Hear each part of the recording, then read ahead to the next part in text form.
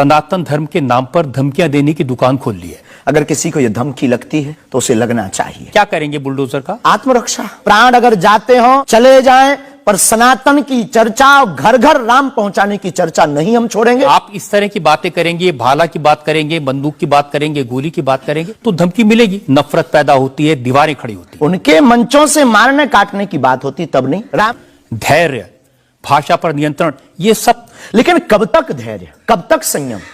राम की यात्रा पर कब तक पत्थर सहेंगे? पालघर के संतों को बर्बरता के साथ मारा जाता है, कब तक सहेंगे? रामचरितमानस की प्रतियां जलाई जाती हैं, कब तक सहेंगे? संतों को पाखंडी इस देश में बताया जाता है, कब तक धैर्य और संयम रखें? एक दिन भगवान का भी धैर्य खो गया था और उन्होंने भी बाण मार करके समुद्र को सुखा दिया था और रावण का दमन कर दिया था। तो हम कब तक धैर्य? ये भोले भाले लोग, ये भोले भाले सनातनी कब तक ये धैर्य सहेंगे? और एक बात हम आपकी अदालत में बोल देते हैं, सनातन के लिए अगर हमारे प्राण जाते हो और अगर लोगों की दृष्टि में हम असंयमित हैं तो ये हमें बने रहने दीजिए।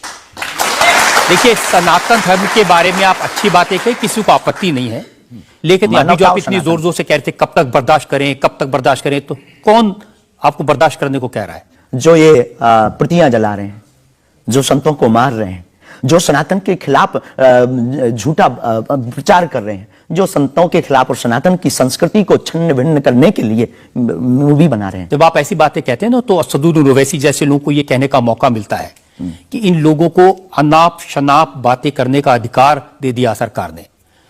उनको लगता है कि इस तरह की बातें करते हैं उससे समाज में नफरत पैदा होती है, दीवारें खड़ी होती हैं। उनके मंचों से मारने काटने की बात होती तब नहीं। अक्षरधाम में 40 हिंदुओं को मारा जाता तब नहीं है।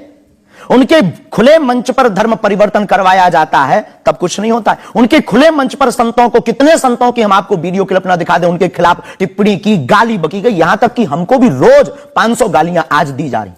तो क्या ये सही है? जब आप इस तरह की बातें करते हैं ना तो फिर सवाल ये उठता है कि आपकी सुरक्षा के लिए टैक्स पेयर क्यों पैसा दे, जनता क्यों पैसा दे? आप इस तरह की बातें करेंगे, भाला की बात करेंगे, बंदूक की बात करेंगे, गोली की बात करेंगे तो धमकी मिलेगी। हाँ मिलेगी, लेकिन हमने कभी बंदूक की बात नहीं की, हमने भाला और माला की बात की। और रही बात सुरक्षा की, तो प्रत्येक नागरिक की सुरक्षा करने की जिम्मेदारी भारत सरकार की है और हमें अपने इष्ट और भारत की सरकार पर भरोसा है, वर्तमान सरकार पर भरोसा है। साधु संत के तुम रखवारे, असुर निकंदन राम दुलारे, एक तो हमारा पहला भरोसा ही है। हमारे इष्ट हमारे हनुमान जी है और हमारा ये धमकी नहीं है। और बार बार मरना नहीं, एक बार बचना नहीं, तो डरना किस बात का? तो जब तक जिएंगे, प्राण अगर जाते हो चले जाएं, पर सनातन की चर्चा, घर घर राम पहुंचाने की चर्चा नहीं हम छोड़ेंगे। वो 50 उपाय कोई करें। कोई ना कोई डर तो है। आप कहते हैं कि मैं अब बुलडोजर खरीदने वाला हूं, हिंदुओं एक हो जाओ, पत्थर मारने वालों पर बुलडोजर चलाओ। ये भी हमारा अहिंसात्मक बयान है, पूर्ण अहिंसात्मक। बुलडोजर कब से अहिंसात्मक हो गया? वाह, ये कुआं खोदने के भी तो काम आता है। तो हमने कहा कि अगर राम की यात्रा पर कोई पत्थर फेंकेगा तो बचाने के लिए भाई बुलडोजर खरीदो, और अगर किसी को अपनी शरीर की दिक्कत है या किसी को अपने पंथ को दिक्कत है वो क्रेन खरीद ले, हमें क्या दिक्कत है? हम कोई रोक नहीं रहे हैं, लेकिन अभी हमारे पास इतना रुपया नहीं आया कि हम बुलडोजर लें, और अगर आप लोग सहयोग करेंगे तो हम रख लें। देखिए, ये डायलॉग मारना अच्छा है, डायलॉग नहीं, लोगों को मजा भी आता है। गुरु की परंपरा के अनुसार हम सिर्फ एक बात बताते हैं। हाँ, लोगों को डायलॉग ये कैसे गुरु हैं जिनकी परंपरा में कभी भाला, कभी बुलडोजर, और फिर कहते हैं मैं अहिंसा की? ये हमारी ऋषि परंपरा है, ये भगवान राम की परंपरा है। अच्छा, भगवान राम के टाइम पर बुलडोजर आते थे, भगवान राम धनुष बाण लिए थे। अब थोड़ा टेक्नोलॉजी बढ़ गई है तो टेक्नोलॉजी के हिसाब से हमें भी बदलना चाहिए। परिवर्तन प्रकृति का नियम। क्या करेंगे बुलडोजर का? आत्मरक्षा। घर के बाहर रखेंगे कि देख भाई तू आना मत, ये भी है भाई। बंदूक जो इनके पास होती है, सिपाहियों के पास चलाते थोड़ी है अनेक बार, वो तो दिखाने के लिए होती है कि आप जो बातें कह रहे हैं ना कि सिपाहियों के पास भी बंदूक होती है, जो सीमा पर रक्षा करते हैं उनके पास बंदूक होती है, हमारे पास क्यों नहीं हो सकती? ऐसी बातें जानते हैं, मैंने किससे सुनी थी बहुत साल पहले, भिंडरान वाले से। ये कौन है? भिंडरान वाले पंजाब में जो आतंकवाद फैला था उसके सिंबल। नहीं, हमने कभी बंदूक की बात नहीं की, बुलडोजर की।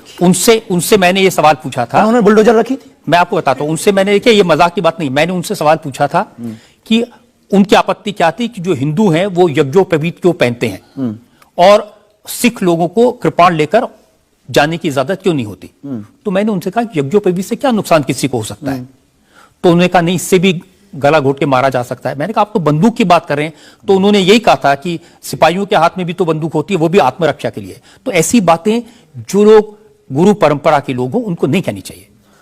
आपकी दृष्टि से कह सकते हैं, लेकिन हमें लगता है कि आत्मरक्षा के लिए सब कुछ जरूरी है, वो वर्तमान समय में आवश्यक है। और बुलडोजर की बात अगर कहें तो बुलडोजर का पूर्ण अहिंसात्मक बयान है, और किसी व्यक्ति से अगर आप जोड़ रहे हैं तो वो उसका निज मत है, हमारा मत बंदूक की तरफ। सनातन धर्म का मत क्या है? सनातन धर्म का मत है सत्य, अहिंसा, दया, क्षमा, दान, जप, तप। मारकाट की बात तो नहीं करता वीरता भी है, ये वीरता का प्रतीक है बुलडोजर।